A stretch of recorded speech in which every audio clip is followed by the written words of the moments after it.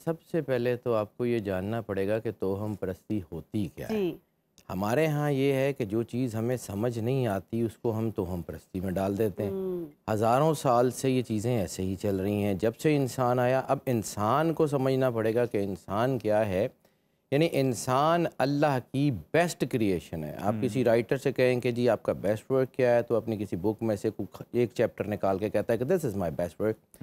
انسان ایسی تخلیق ہے جس کے اوپر خالق کو فخر ہے۔ احسن تقویم کا تاج پہنا کے، خلیفۃ اللہ فی الارض کا تاج پہنا کے جس انسان کو یہاں بھیجا گیا ہے، اس کے اندر اللہ نے سوچنے سمجھنے کی ایسی صلاحیت دی ہے کہ اگر وہ اس کو بروئے کار لائے تو کائنات کا کوئی راز ایسا نہیں ہے جس سے وہ باہر نکل سکے۔ اب یہاں پہ توہم پرستی ہے، میں اس کے اوپر بھی آتا ہوں کہ انٹرنیشنل اس کا امپیکٹ کیا ہے یا ہمارے ہاں کیا ہے۔ بات یہ ہے کہ بہت ساری چیزیں جب تک سائنس ایوالو نہیں ہوئی تھی وہ توہم پرستی میں تھیں، اور بعد میں سائنس نے پروف کیا کہ یہ حقیقت تھی۔ بہت ساری ایسی چیزیں، بہت ساری ایسی اسٹڈیز جو تھیں وہ اس وقت سینہ بسینہ تھیں، تو ہم لوگ اس کو سمجھتے نہیں تھے۔ اس میں پھر الائز چیزیں، کیونکہ ایسا کوئی میکنزم آج تک دنیا میں سوسائٹیز میں بنا ہی نہیں ہے کہ آپ کے خیالات کو جو ہے وہ کسی سیگریگیشن کے تحت جو ہے وہ ڈیوائیڈ کیا جا سکے۔ جیسے کسی دور میں مسجدوں میں آج سے کچھ 100 سال 200 سال پہلے مسجدوں میں لاؤڈ سپیکر کا استعمال توہم پرستی کے زمرے میں آتا تھا۔ یہ شیطانی آواز ہے، یہاں سے نکلے گا، لوگ اس کے اوپر قتل ہوئے۔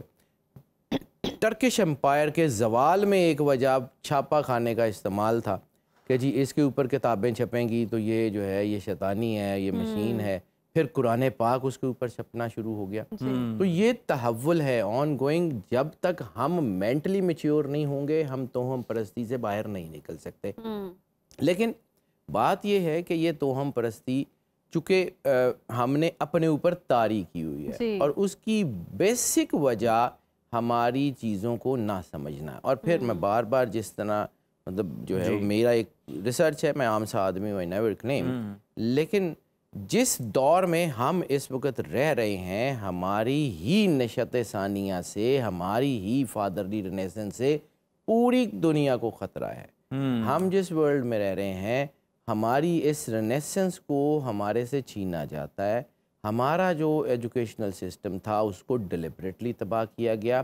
ہماری جو ویلیوز تھیں، کیونکہ ہمارے پاس وہ نالج ہے۔ آج میڈیکل کی سب سے بڑی کتاب القانون وہ مسلمانوں کی ہے۔ برین ٹیومر کا 800 سال پہلے کیا گیا کامیاب ترین آپریشن مسلمانوں کا ہے۔ اب ہمیں کہا جاتا ہے کہ آپ کا معاشرہ جو ہے وہ توہم پرستی کے زمرے میں، ٹھیک ہے یورپ میں اس سے زیادہ ہے، اس سے زیادہ سائیکوپیتھک میڈیمز کا افریقہ میں کانسیپٹ ہے، لیکن وہ اس سائیکوپیتھک میڈیم کو توہم پرستی نہیں کہتے۔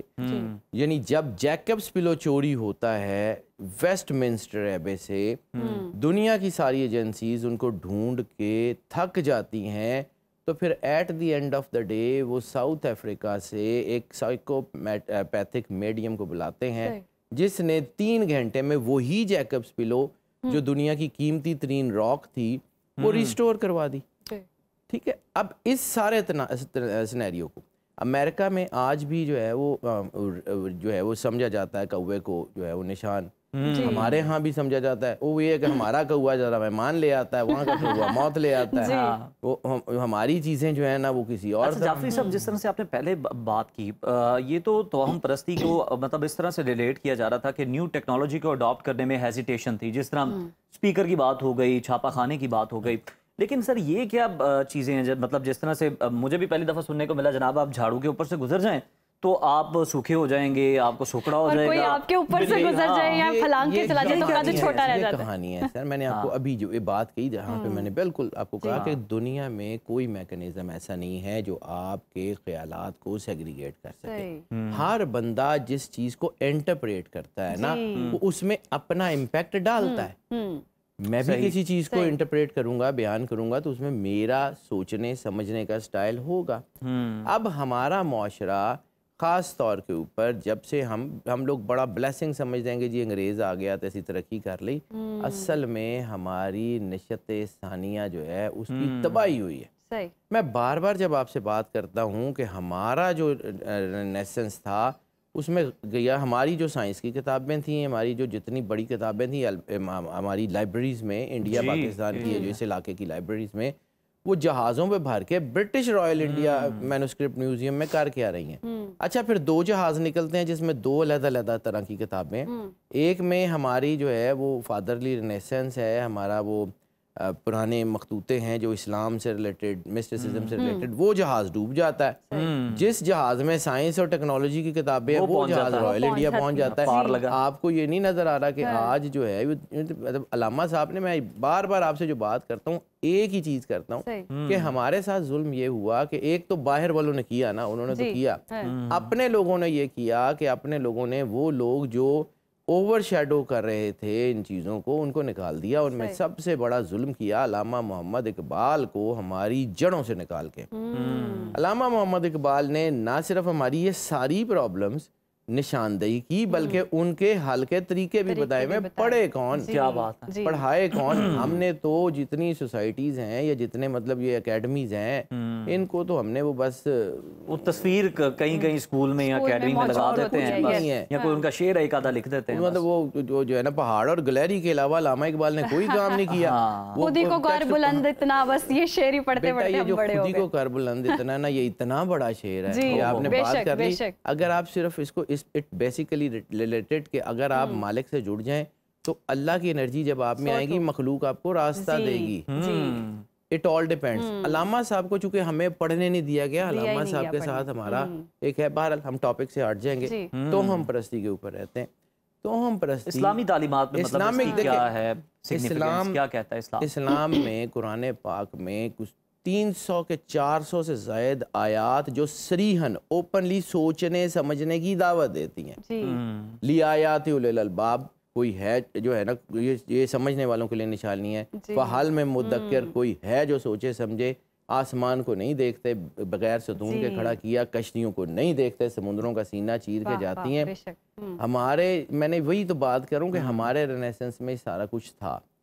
یہ تھامس جب آیا ہے برٹش انڈیا میں تو اس نے کہا ہے کہ یہ قوم بھلے مسلوں پہ بیٹھتی ہے، بھلے یہ ممبروں کے اوپر تعلیم دیتی ہے، لیکن ان کا تعلیم کا نظام بہت شاندار ہے، اس کو تباہ کرو۔ تو ڈیلیبریٹلی ہمارا ایجوکیشن سسٹم تباہ کیا گیا، اور اس میں پھر ہماری جو کچھ چیزیں دیکھیں، میں یہ نہیں کہہ رہا ہوں کہ 100% توہمات کے اندر بھی 50% وہ چیزیں ایڈ کر دی گئیں یا ان کا حلیہ اس طرح بگاڑ دیا گیا کہ وہ جو ہماری کچھ چیزیں ٹھیک بھی تھیں۔ یعنی جب آپ انرجیز کی بات کرتے ہیں تو انرجی میں شیشہ جو ہے وہ بیسیکلی صرف ریفلیکٹر، پھر انرجیز یہ کہتی ہیں کہ واٹر میموری کائنات کی سب سے بہترین میموری ہوتی ہے۔